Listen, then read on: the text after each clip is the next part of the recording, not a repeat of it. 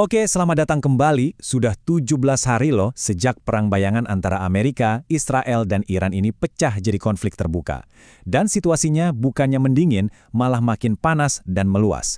Nah, kali ini kita bakal coba bedah bareng-bareng gimana sih konflik ini berevolusi dan menyebar ke seluruh kawasan. Dan ini semua terjadi dalam waktu kurang dari 3 minggu. Cepat sekali. Kita mulai dari sini ya. Seringkali kalau kita ngomongin strategi besar, kita lupa sama dampak nyatanya di lapangan. Coba lihat gambar ini. Ini bukan sekedar berita dari jauh. Ini pemandangan langsung dari Teheran, ibu kota Iran. Gambar ini benar-benar ngingetin kita bahwa, buat warga sipil biasa, perang ini, ya pertaruhannya adalah segalanya. Oke, jadi untuk ngerti gimana caranya konflik ini bisa menyebar luas, kita harus mulai dari pusat gempanya dulu. Di bagian pertama ini, kita akan lihat pertarungan langsungnya, saling serang, saling balas, antara pemain-pemain utamanya. Nah ini dia, di tengah perang kayak gini selalu ada dua cerita yang beda banget. Di satu sisi, Amerika dan Israel mengklaim sukses besar secara strategis. Mereka bilang, hey kita udah lumpuhin lebih dari 70% peluncur rudal Iran. Tapi coba kita lihat sisi lainnya. Cerita dari Iran bunyinya beda total. Mereka bicara soal tragedi kemanusiaan. Ratusan warga sipil jadi korban. Jadi ini benar-benar dua sisi mata uang dari satu konflik yang sama. Di tengah simpang siur informasi perang, data itu seringkali jadi petunjuk yang paling jelas. Dan di sini nih, terlepas dari klaim siapapun, trennya nggak bisa dibantah. Lihat di grafiknya, serangan rudal dari Iran itu turun drastis. Ini bukti yang cukup kuat kalau serangan ke infrastruktur rudal mereka, ya kayaknya memang berhasil. Eits, tapi jangan salah sangka dulu. Ini bukan berarti Iran nyerah ya, sama sekali bukan. Mereka cuma ganti taktik, beradaptasi. Ibaratnya satu pintu ditutup, mereka buka jendela. Lihat deh lonjakan ini. Gila kan? Pas kekuatan rudal mereka melemah, boom! Mereka langsung ganti strategi. Ngelepasin gelombang serangan drone. Ini adalah evolusi taktik perang yang kita lihat terjadi secara real time. Nah, konflik kayak gini tuh, jarang banget bisa dikurung di satu tempat.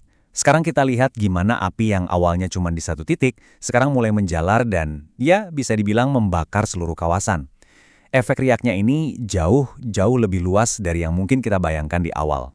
Dan ini dia, salah satu eskalasi terbesarnya sejauh ini. Israel ngambil langkah yang super berisiko. Mereka buka front pertempuran darat baru di Lebanon Selatan. Bayangin, ini maksa militer mereka yang udah tegang banget buat mecah fokus dan sumber daya. Ini pertaruhan strategis yang bahaya banget, dan belum pernah terjadi loh dalam skala sebesar ini sebelumnya. Dan efek dominonya terus jalan. Irak, Uni Emirat Arab, Arab Saudi, semuanya sekarang ikut terseret lebih dalam. Pangkalan militer diserang, fasilitas minyak kena target, sementara itu di Lebanon, krisis kemanusiaannya meledak. Lebih dari 1 juta orang terpaksa ngungsi di negara mereka sendiri. Di balik semua strategi dan peta perang, ada harga yang paling mahal, yaitu nyawa manusia. Coba kita ambil waktu sejenak untuk lihat angka-angka ini. Ini bukan sekedar statistik ya. Setiap angka di sini itu mewakili sebuah kehidupan, sebuah keluarga yang hancur, di 6 negara yang berbeda. Inilah wajah perang yang sesungguhnya. Perang itu kan nggak cuma soal peluru dan bom ya, ada juga pertempuran sengit lainnya yang terjadi di panggung diplomasi. Dan disinilah kita lihat gimana konflik ini bukan cuma memecah belah kawasan, tapi juga benar-benar menguji aliansi global yang udah terjalin lama. Jadi ceritanya Iran ngeblokade Selat Hormuz. Ini tuh urat nadi minyak dunia, jalur super penting. Nah, menghadapi ini, Amerika coba ngumpulin teman-temannya. Presiden Trump secara terbuka minta sekutunya kirim kapal perang. Ayo kita bikin koalisi angkatan laut. Sebuah panggilan untuk bersatu di tengah krisis. Tapi, jawabannya ternyata di luar dugaan. Justru menunjukkan ada keretakan. Lihat nih, penolakan tegas dari Jerman yang notabene salah satu pilar utama NATO. Pernyataan mereka singkat, padat, jelas. Ini bukan perang kami. Wah, ini langsung nunjukin ada perpecahan yang dalam di antara negara-negara barat soal gimana harusnya bersikap. Dan situasinya jadi makin rumit. Prancis keras mengutuk Iran, Inggris main aman, hati-hati. Sementara Arab Saudi malah sebaliknya, justru dorong Amerika buat lebih agresif lagi, sikat aja. Jadi jelas ya, di panggung dunia suaranya pecah, nggak ada yang satu komando. Nah, di bagian terakhir ini mungkin ini yang paling relevan buat kita semua. Kita akan lihat gimana peran yang terjadi ribuan kilometer jauhnya ini ternyata dampaknya bisa langsung nyampe ke dompet kita. Karena gelombang kejutnya ini nggak berhenti di perbatasan negara, tapi menjalar sampai ke pasar keuangan global. Dampak pertama yang paling kerasa, harga minyak.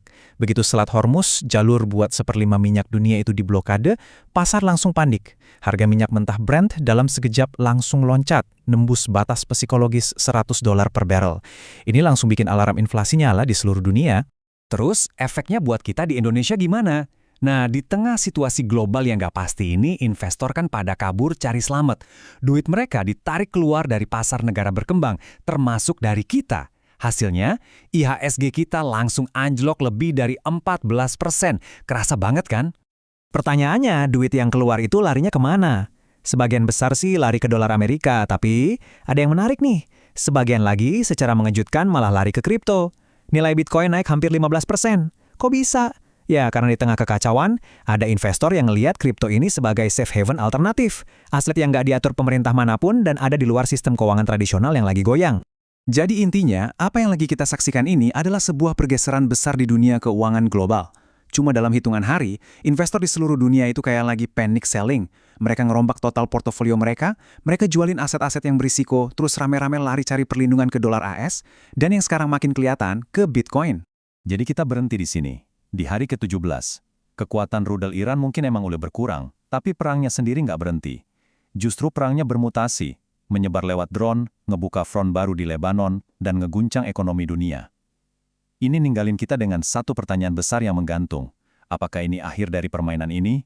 Atau jangan-jangan, ini justru baru awal dari babak baru yang jauh lebih nggak bisa ditebak dan berbahaya.